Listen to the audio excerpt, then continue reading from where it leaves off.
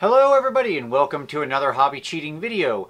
This week we're going to continue our series on doing skin tones with a focus on dark skin tone.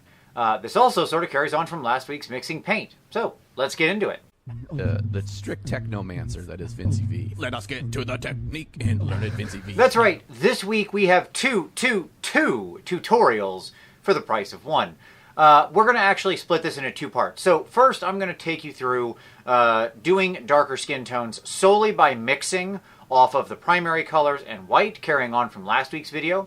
And then I'm going to show you a more traditional method of doing it using browns and other like Caucasian skin tones and stuff like that, and fluorescent oranges and peaches and stuff. It's going to be a lot of fun.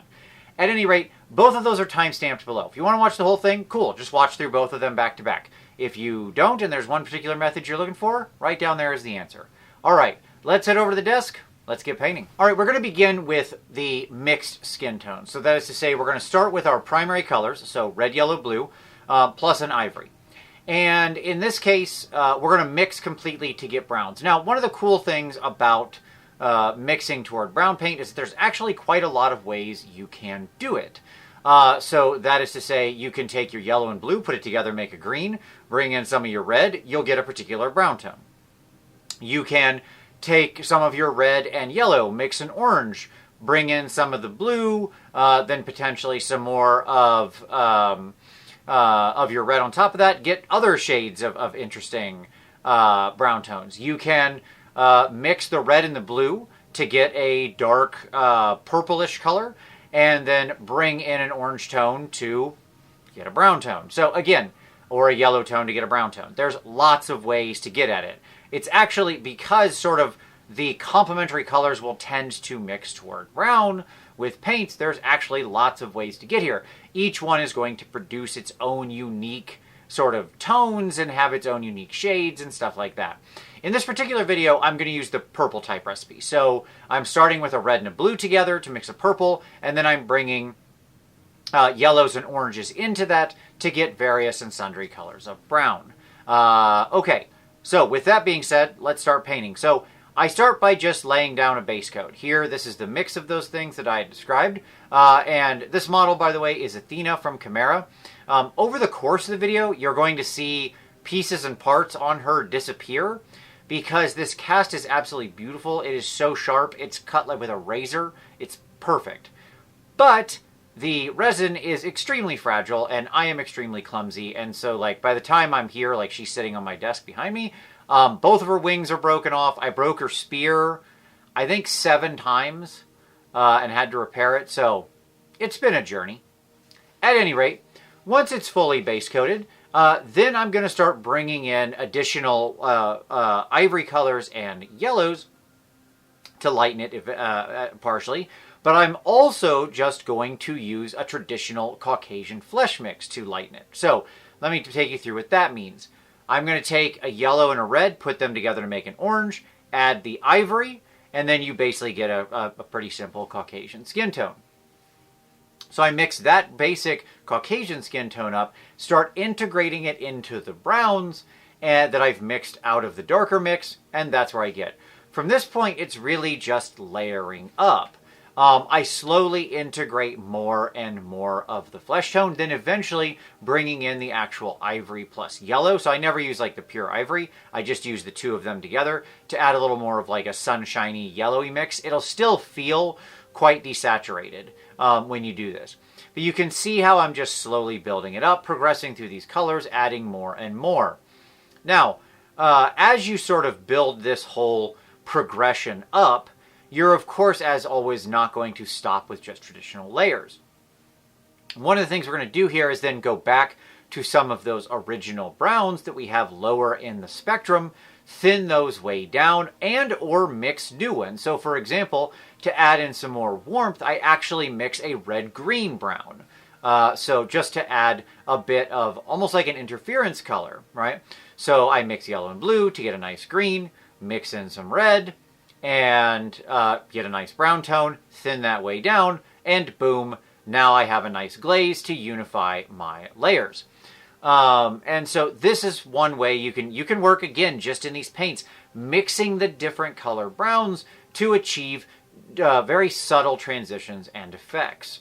Don't forget that doing things like glazing the orange tones in or stuff like that can still be really valuable to add heat, warmth, and light to the skin the same way you would do it like the yellows with pale Caucasian skin. Now, once I'm done with that, and I've got that kind of down, I do still want to go in and add more color to the skin. So what I mean by that is we're going to do things like, we're going to take some of the red, thin it way down, bring that into the lips, the sides of the cheeks, under the cheekbones, under her eyes, stuff like that. So the same additional steps to add more tonal variation and richness of hue and make the figure feel more credible, realistic, and alive are still the steps we take here. The cool part is we used 4 paints to do all of this, and we didn't really need to do any more. So, very powerful technique if you are a limited painter and you like mixing challenges. This is really an incredible way to do extremely varied skin tones with just a near infinite number of possibilities as the results. Okay, so with that, let's now go to the more traditional method, and we're going to use some brown paints. All right, so here for this one, I'm going to use the paints you see here. And this is a little more traditional, but at the top end, you'll notice I'm using something that's almost like a Caucasian skin tone. Now, this is like a pastel peach. It has some fluorescent orange in it, as well as potentially some fluorescent yellow, I suspect, but doesn't matter. The point is that it has that fluorescence that like a warm skin tone or any of those things have. We're going to use that for our highlights. Once again, I start with my darkest color, simply base coating. I just use the same figure again, because why not? We're going to start by doing a sort of an obsidian skin, kind of the darkest one, and build it up from there. As what I'm going to do is just start integrating the warm browns and then the flesh tones and so on as I build my way up. As you're watching me do that, I want to talk for a moment about the variance in darker skin tones. So, you know, there is quite a lot of variance in the exact darkness of dark skin. So you can capture that in lots of different ways. What I mean by that is sometimes you have extremely dark, pushing more towards the lower umber skin tones and stuff like that, and more purple tones in there. Sometimes darker skin tones are very light colored, trending more toward like the orange tone, stuff like that, as true colors. Obviously, people aren't walking around being purple and orange, you know, it's not Grimace over here or something. But the point is that you can control that with how much of the volume you make the lighter tone or the darker tone. So in other words, you have control over how much of the space, how big the volume, how large the highlights are, and that will really adjust how the overall figure feels, how light or dark their skin tone feels. So as you ratchet up, as you introduce more of the pastel peach or a sunny skin tone or something like that, and have that cover broader volumes on the miniature, the skin will feel like a lighter color dark skin tone, and the same in reverse. Okay, so at any rate, I continue to build all of this up as you've been watching me do. Again, I'm really focusing in on making sure that those areas around the forehead, the nose, the tops of the cheeks, top of the chin, she has a weird face because it's like partially constrained by this like armor piece on the side of her, so that creates an interesting challenge. Only a little bit of her chin is showing. There's a couple interesting, unique challenges to this figure, but at any rate, I'm trying to focus on what we would call the T-zone, right? So you can put a capital T over the face or a lower T over the face, but it's basically forehead, cheekbones, bridge of the nose, top of the lip, top of the chin. That's your T-zone, right? That's where you want to really direct those highlights. My light here in this situation is coming mostly from the top. It's like to the top and slightly to the right, just to add a little bit of visual interest and set later highlights, but it's mostly top center. It's about 1 o'clock is where the light's coming from. So I build that all up. Now, once again, I can go back in and glaze. So once we've opened the door on other paints, we also bring in the option to do a lot of different things. So with other types of paint. So I can, of course, use things like the warm brown and do some glazes with that, no problem. But I can also bring in things like my Speed Paint 2.0, which I've used many times in the past to do glazing on other skin videos you've seen. And so you can bring in purple browns, yellow pinks, yellow browns, all sorts of stuff like that that are in the Speed Paint 2.0 range, and thin them way down, and you just use them as a glaze to not only slowly draw those different layers that you've painted together, but also to add a lot of tonal variation and an interference color that creates a real visual pop and again makes the figure feel more alive. So I work back and forth with this, a lot of glazing, relayer, touch those small details, go back, glaze again. The whole face, honestly, is probably like, even with the, I wasn't really worried about laying down a second layer of paint because, over which you saw earlier, because I ended up painting her like, you know, there's many, many layers to get to this point between glazes and stuff.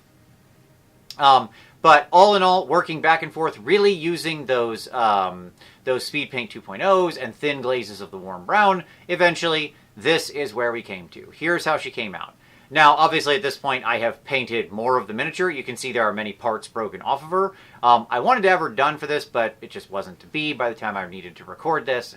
But she's, like, the main figure's done, but I still have to do the base and her wings and her shield. It's a thing.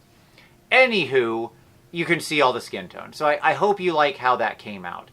I really love painting skin tone in all of its many forms and colors. I think it is one of the most fascinating, interesting, and compelling things to paint.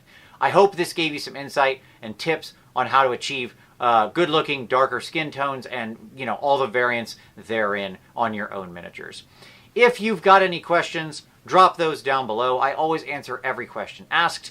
Give this a like, subscribe for more hobby cheating. Don't forget we have new videos here every Saturday.